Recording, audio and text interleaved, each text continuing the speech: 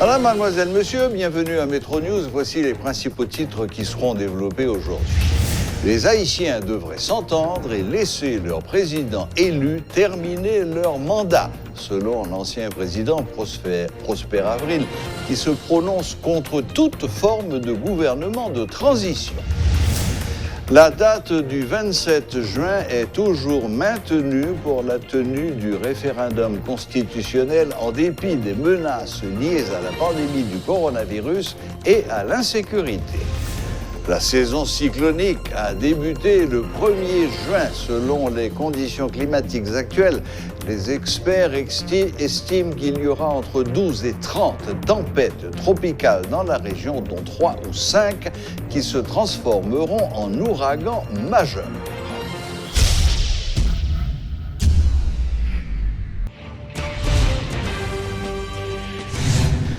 À l'approche de la tenue du référendum, le sujet fait polémique dans la capitale. Difficile de l'évoquer sans tenir compte des partisans de l'opposition qui, selon les constats, commencent à déployer leurs efforts en vue d'empêcher sa réalisation. Certains, plus modérés que d'autres, prévoient de boycotter cette activité prévue pour le 27 juin en mobilisant leurs troupes à travers les 10 départements du pays.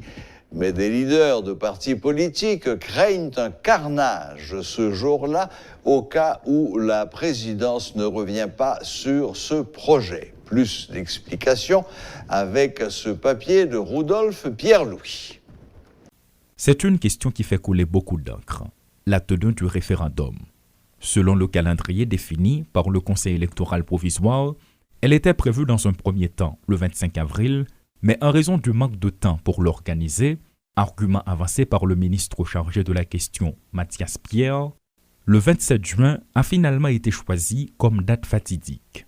À mesure que l'on se rapproche de cet événement, qui a eu lieu la dernière fois en 1987, des voix s'élèvent pour dénoncer le caractère illégal de ce projet. De prime abord, des adversaires du pouvoir en place qui se contentaient de rencontres avec la presse pour exprimer leur désaccord passe désormais de la parole aux actes. Si la présidence veut montrer sa détermination à matérialiser ce projet, les partisans de l'opposition, de leur côté, font montre également de leur volonté d'en empêcher la tenue.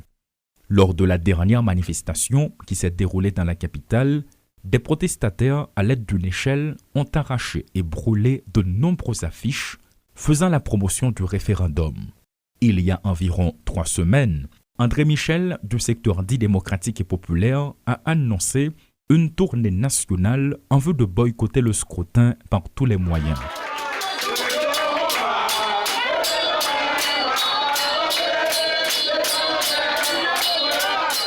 Peu de temps après, Éric Jean-Baptiste du RDNP a abondé dans le même sens.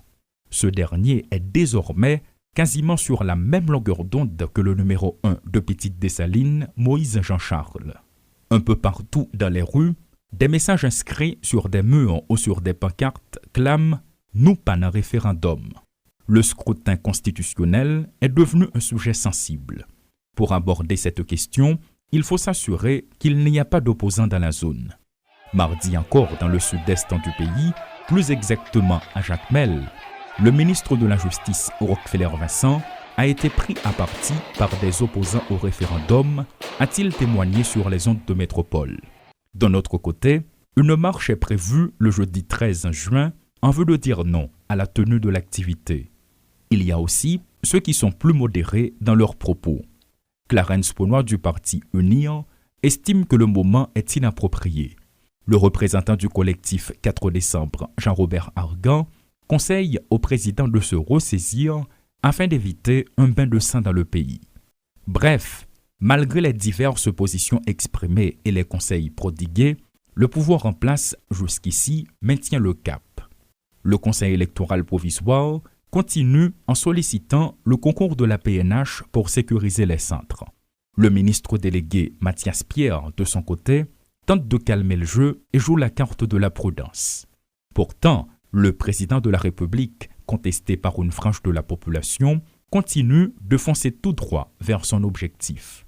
Un tableau alarmant qui ne laisse rien présager de bon, diraient certains, dans un contexte où le coronavirus se mêle de la partie. L'état d'urgence est prolongé pour 15 jours selon le ministre de la Culture, Pradel Henriques, qui affirme que cette décision prise en Conseil des ministres n'a rien à voir avec le processus référendaire. D'un côté, l'opposition commence à montrer sa force et de l'autre, le pouvoir en place mise sur une police nationale qui, selon les constats, paraît de plus en plus absente. Déjà, certains citoyens, sous couvert de l'anonymat, avouent qu'ils resteront enfermés chez eux ce jour-là à double tour. Il y a ceux qui ont programmé un séjour à la campagne ou un voyage à l'étranger à la même date. Entre la réalisation du référendum par le pouvoir en place et la volonté de l'en empêcher qui hante les membres de l'opposition, certains craignent un nouveau massacre de la ruelle Vaillant le 27 juin prochain. Paul Léel et Rudolf Pierre-Louis pour TD Métropole. Les écoles sont autorisées à boucler leurs examens au-delà du 11 juin. C'est ce qu'a précisé ce mercredi le ministre de l'Éducation, Pierre-Josué Agénor-Cadet. Il affirme cependant que le respect des gestes barrières doit être de rigueur. Le professeur Cadet en a profité pour rappeler aux responsables d'établissements scolaires l'interdiction de toute activité de foule, en particulier les graduations à l'initiative des écoles. Des sanctions sont en vue, a-t-il souligné. Toute activité récréative en dans l'école, toute graduation, yo suspend provisoirement pour nous capables de protéger jeunes yo de pandémie ça COVID-19 là. Et quelle que soit l'école qui t'apprend plaisir organiser cérémonie ça yo en dans graduation ou fête de fin d'année académique, l'a tombé sous sanction l'État, notamment sous sanction ministère Éducation nationale. Dans ce sens ça, n'a demandé tout parents yo, toute société a priorité véatif avec ministère, quel que soit côté qu'on est, gon graduation qui t'a fait soit en cachette, fait nous connaît pour nous servir contre l'école ça. Cependant, n'a porté une précision pour tout le monde qui a écouté là sous question affaire l'école là en dedans décret. Gan pile monde qui mal interprété un article qui parlait de fermeture des classes. À la vérité, nous arrivons dans la période de fermeture des cours. N'a dit que gen fermeture des cours, gen fermeture des classes. Donc, heure de cours, pas forcément, et heure de classe. Donc, capable de classe, pas de cours. Mais nous dit que d'ici 11 juin, il faut tout cours fin fait. Cependant, si on l'école qui a fait examen, 11 juin arrivé pour qu'on finisse, la continuer à faire examen normalement. Mais il a respecté strictement toutes les mesures barrières. Cependant, pour examiner l'État, date toujours qu'un bec. Date examen l'État, il a démarré dans 12 juillet pour 14, pour 9e année. Nous avons rappelé que nous, ordinairement, nous avons 5 examens l'État en dans le pays d'Haïti. Il y a un examen 9e année, il y a un examen ENI, il y a un examen CEF, il y a un examen pour formation technique et professionnelle, il y a un examen baccalauréat. Donc malheureusement ou heureusement, nous avons plus accès sous examen 9e année avec baccalauréat. Mais il y a 5 examens d'État, dans tout examen d'État, toujours qu'un B. Seul bagage qui a ajouté, c'est que, année ça, même gens avec année passée, pas gagné dans baccalauréat session extraordinaire. Cependant, même gens avec année passée tout, n'a prévoit des mesures de remédiation spéciale pour Timoun baccalauréat. Parce que COVID-19 exige, nous ne sommes pas capables d'exposer Timoun dans trop examens. Absolument gagné ça, session ordinaire du baccalauréat et n'a pas envisagé et quelques mois après, un baccalauréat permanent côté tout le monde capable à la dans en après. Mais nous suivons d'abord évolution et bien question COVID-19 là qui joue aujourd'hui avec des variants nouveaux a fait rage dans le pays et s'y met panique dans la société. L'ancien président Prosper Avril plaide pour une fin des transitions politiques en Haïti. Invité ce mercredi à la rubrique Le Point pour présenter son dernier ouvrage intitulé « Histoire des transitions politiques en Haïti de 1806 à 2020 », l'ancien président provisoire d'Haïti a estimé que les Haïtiens devaient s'entendre et laisser leur président élu terminer leur mandat. Le pays doit parvenir à une stabilité politique du même type que celle de la République dominicaine.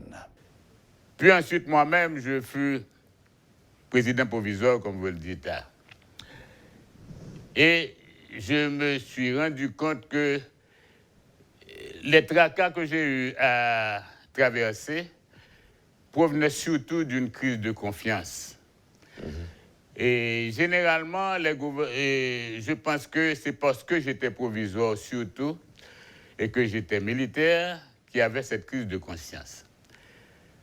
Mais en poursuivant mon introspection, j'ai vu que même mon remplaçant à la présidente Tatouyo a eu aussi des difficultés, au point de connaître la prison politique après son passage au pouvoir. Et cette introspection m'a recommandé directement à une rétrospection. Je me suis dit, je devais voir dans l'histoire d'où ça vient, cette affaire de transition à chaque fois, etc. Parce que même les jeunes de moins de 40 ans connaissent déjà plus d'une dizaine de transitions en Haïti, de transitions politiques de provisoire. La société haïtienne, ou plutôt la société politique, au lieu de considérer le gouvernement de transition comme leur partenaire pour réaliser la transition, dans le passé, je l'espère que ça ne sera pas si toutefois, malheureusement, on devra arriver à cette extrémité, on a toujours considéré les gouvernements provisoires comme des adversaires, comme des ennemis. En principe, le gouvernement de transition n'aurait pas dû avoir d'opposition. Parce que c'est un gouvernement qui rentre, qui fait corps avec la société pour lui donner un successeur au pouvoir. Donc, il n'aurait pas dû avoir... Mais cette opposition, il faut bien réfléchir pour les gouvernements provisoires, pour les gouvernements de transition. Les organisateurs de Livres en folie ont lancé officiellement la 27e édition de cette activité littéraire. Environ 1200 titres seront disponibles et les acheteurs pourront bénéficier d'une réduction allant jusqu'à 40% et voire plus en utilisant la Unicarte, a déclaré Max Chauvet en conférence de presse ce mercredi. Du 31 mai au 13 juin, l'événement va se dérouler de manière virtuelle et les commandes doivent se faire sur le site www.livresenfolie.com. Jean-Claude Martineau et Michel Soucard sont les invités d'honneur de l'édition 2021. Suivez ce reportage de Marvin Spierre. Pour la deuxième année consécutive, les organisateurs de l'événement culturel et littéraire Livres en folie sont contraints de ne pas organiser les activités en présentiel en raison de la présence du coronavirus en Haïti. Quoique la maladie soit présente et fasse beaucoup plus de victimes cette année que l'an dernier, le site internet de Livres en folie permettra aux auteurs et lecteurs de se rencontrer d'une certaine manière. Max Chauvet, membre organisateur et propriétaire du Nouvelliste, donne des détails. Il y a à peu près 1200 titres disponibles pour la 27e édition. Le rabais est de 40%, ajouté aux 10% des utilisateurs de la Unicarte, ce qui ferait proche de 50% pour ces utilisateurs Unicarte. Contrairement aux années précédentes où les activités se déroulaient pendant une semaine, les commandes vont s'étendre sur environ 15 jours pour cette 27e édition, soit du 31 mai au 13 juin. Qu'ils soient à Port-au-Prince, dans la ville de province ou à l'étranger, les intéressés peuvent commander un ou plusieurs titres. Guy Supplice de la Unibank apporte des précisions sur la façon dont il sera possible de récupérer les ouvrages. La Unibank est présente dans les 10 départements géographiques et elle détient au moins une succursale dans chacun de ces départements. Dans une ville comme au Cap-Haïtien, la Unibank a 4 succursales. Elle en a 2 au Gonaïves, elle en a 2 au Caille. De toute façon, toutes ces succursales seront ouvertes. La clientèle pourra, à travers ces succursales, effectuer leurs commandes. Et depuis que Livres en folie existe, Livres en folie a toujours été un événement national, donc on a toujours permis à la province de pouvoir participer à l'événement. Si le format virtuel est adopté depuis l'an dernier afin de limiter la propagation de la COVID-19, les consignes sanitaires ne doivent pas être négligées lors de la récupération. Anaïs Chavenet, représentante de Communication Plus, est également membre organisateur de cet événement. Il y a des commandes qui ont été prêtes depuis le lundi 31 mai. Des acheteurs ont été notifiés qu'ils peuvent venir chercher et on demande aux acheteurs de se présenter munis de leur facture ou de leur bon de commande et d'une pièce d'identité pour que nous puissions leur livrer les livres. Naturellement, on insiste pour qu'ils portent leur masque. S'étendant sur environ 15 jours, Livre en Folie va se réaliser encore une fois en ligne cette année. Considérés comme deux écrivains engagés, Jean-Claude Martineau et Michel Soucard sont les invités d'honneur de cette édition. La saison cyclonique a officiellement commencé le 1er juin. Elle est censée durer jusqu'au 30 novembre. Pour savoir à quelle sauce nous allons être mangés, nous avons avec nous ce soir sur le plateau de Métro News notre monsieur météo maison, monsieur Rudy Victor, qui va en quelque sorte nous présenter le menu. Bonsoir Rudy Victor. Bonsoir Serge, bonsoir aux téléspectateurs de Métropole. Bon, alors, à quoi faut-il s'attendre cette année? L'année dernière a été plus que gentille avec nous. Je dirais pas trop gentil parce qu'on a quand même eu mademoiselle Laura qui nous a causé quelques problèmes avec plusieurs morts dans le pays. Effectivement, c'était une tempête tropicale minimale, mais vous savez l'état de dégradation environnementale de le pays, tout ça, donc les pluies qui sont tombées ont causé de graves problèmes à certains endroits et des morts qu'on aurait pu éviter. Oui, mais ça, c'est pas la méchanceté du cyclone lui-même, c'est notre impréparation qui est responsable. Définitivement, parce que je cite toujours un exemple que je crois que c'était le 22 mai 48, il y a eu une dépression tropicale qui a déversé près de 200 mm de pluie sur Port-au-Prince et sur presque l'ensemble du pays. Il n'y a pas eu d'inondation à Port-au-Prince, par exemple. Il n'y a pas eu de mort. Voilà. Bon, alors, cette année, à quoi faut-il s'attendre? Des cyclones méchants, des tempêtes méchantes ou plusieurs Bon, on ne sait jamais ce qui va se passer exactement, mais il y a quand même des indices, des éléments qu'on peut regarder. Par exemple, il y a l'océan, puisque l'océan a une grande inertie, il est possible de voir ce qui va se passer en regardant les températures, les anomalies de température sur le Pacifique et l'Atlantique. Lorsque, par exemple, sur le Pacifique... C'est la carte qui est à l'affiche là maintenant. C'est ça, exactement ça. Alors, expliquez-nous. Ok, voilà, c'est une carte des anomalies de température. Les anomalies, ça veut dire quoi? C'est de combien de degrés, dixième de degré, l'océan est plus chaud, plus froid que la normale. En jaune, les couleurs orange, c'est des anomalies plus chaudes. Et en bleu, les couleurs pâles, c'est les anomalies négatives. Si j'ai bien compris, là, on a presque au centre, on a l'Amérique du Sud, les Antilles, les États-Unis en haut, et à droite, on aperçoit la pointe de l'Afrique. C'est ça. Bon, donc l'océan Atlantique, apparemment, est plus chaud que le Pacifique. Définitivement. Parce que le Pacifique, on voit beaucoup de turquoise, de bleu foncé. Hein? C'est ça. Donc, si vous voulez, c'est les restes de la Niña qui est morte officiellement, mais les températures océaniques sont toujours un petit peu au-dessous de la normale dans cette région. Et si vous voulez avoir une saison active, il faut deux choses. Des températures anormalement chaudes sur l'Atlantique et des températures anormalement froides sur le Pacifique. Est-ce que c'est le cas? C'est le cas actuellement. Mais maintenant, il y a aussi la dynamique. Mais je vous l'ai dit, l'océan, plus grande inertie, il prend beaucoup de temps pour se réchauffer et beaucoup de temps pour se refroidir également. Donc, ces températures devraient un petit peu persister pour la saison cyclonique. Et justement, nous ne pouvons pas prédire exactement ce qui va se passer, mais on se sert des modèles. Des modèles climatiques. Et nous avons un modèle là justement, maintenant. C'est un ensemble de modèles, si vous voulez, du BOM, du Bureau australien de météorologie, qui est aussi très bon. Et vous pouvez voir ici que la moyenne indique, à 0, c'est la moyenne, si vous voulez. OK? Maintenant, au-dessous de la moyenne, vous voyez, il y a 0,4, il y a des chiffres, il y a des dixièmes de degré. Si vous descendez au-dessus de 0,8, là, on est à la Niña.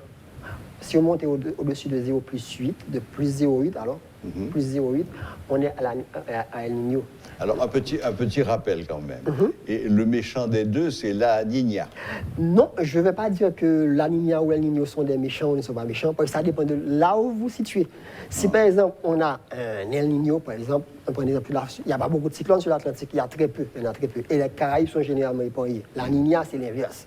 Mais lorsque vous avez El Niño, il y a d'autres endroits qui ont des problèmes. Sécheresse en Australie, par exemple. Ok, non, restons ici chez nous. Okay. Restons chez nous. La Niña présente plus de danger. De danger pour la saison cyclonique, si vous voulez. Pour notre saison cyclonique. Exactement. Ici. Pour la saison cyclonique, sur l'Atlantique, la Niña représente un danger beaucoup plus important, bien sûr. Mais naturellement, il faut que l'Atlantique soit aussi chaud.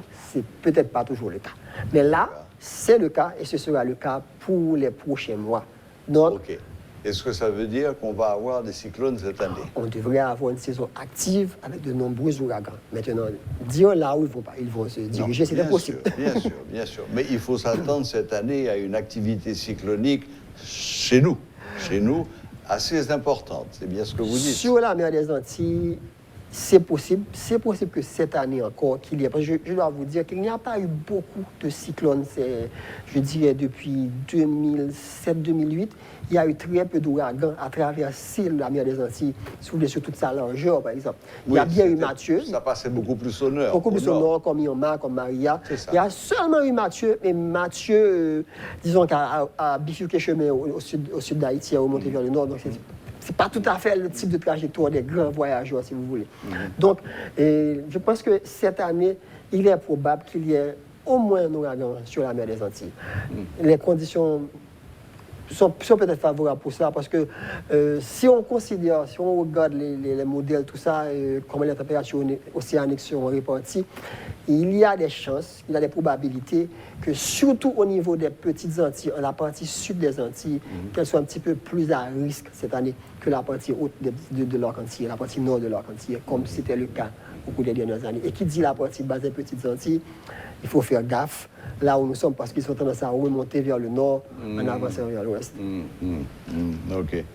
Est-ce qu'on pourrait voir le chart juste avant, non, l'image d'avant avec les colonnes, voilà.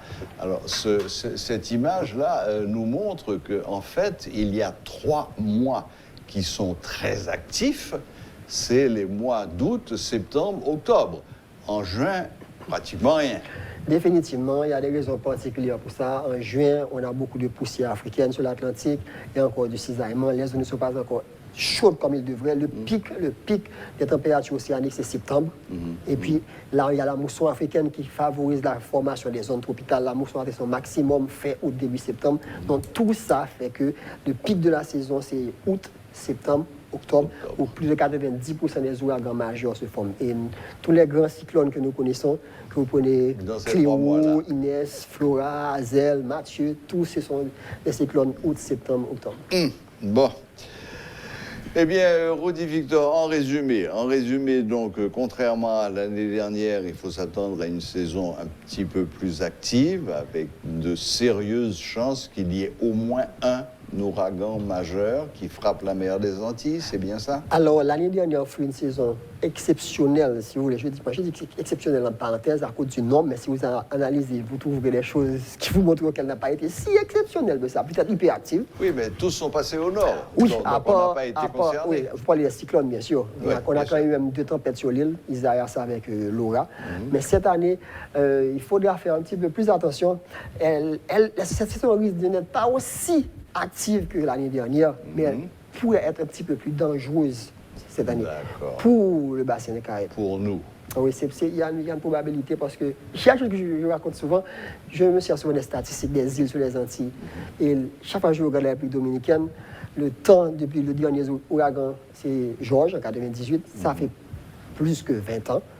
Et les statistiques montrent que la République dominicaine n'a jamais passé un temps aussi long sans être frappée. 20 ans. 20 ans. Et même pour nous, Mathieu a une trajectoire assez, disons, qui n'est pas une trajectoire que l'on retrouve assez souvent. Ce genre de trajectoire est assez rare. Les cyclones du type Inès, ça fait longtemps que nous n'avons pas eu. Ça fait longtemps, une cinquantaine d'années. Oui, c'est une trajectoire. J'étais très jeune à l'époque. C'est le genre de trajectoire qui pourrait nous faire du mal, les Inès, les Cléo, les Flora. On n'en a pas eu depuis des années, plus de 4 à 5 décennies. C'est long. C'est long. Alors, naturellement, une saison cyclonique reste une saison cyclonique. Absolument. Avec ses dangers, il faut surveiller. Avec ses dangers, absolument. Donc, il faut écouter les conseils, il faut écouter, prendre des précautions, etc. Et rester sur Métropole parce qu'on est toujours en avant sur les ouragans, si vous voulez. Ouais. Eh bien, merci beaucoup, Rudy Victor. Donc, la saison commence. Elle a commencé hier. Et vous nous avez dressé un petit tableau de ce à quoi il fallait s'attendre cette année. Alors voilà, on a 5 mois pleins, juin, juillet, août, septembre, octobre, 6 mois. Oui, 6 mois. On a 6 mois de doute, d'expectative et stress aussi parfois. En croisant les doigts que nous soyons épargnés. Merci encore Rudy Victor, merci d'être passé sur les plateaux de Métro News. Toujours un plaisir. Voilà, c'était Monsieur Météo Maison, Monsieur Rudy Victor, qui nous dressait le tableau de ce à quoi on pouvait s'attendre avec tous les points d'interrogation et tous les doutes en ce qui concerne la saison cyclonique qui a commencé donc hier 1er juin et qui se poursuivra jusqu'au 30 novembre. Voilà, la boucle est bouclée. Merci de nous rester fidèles et à la prochaine, même heure, même chaîne.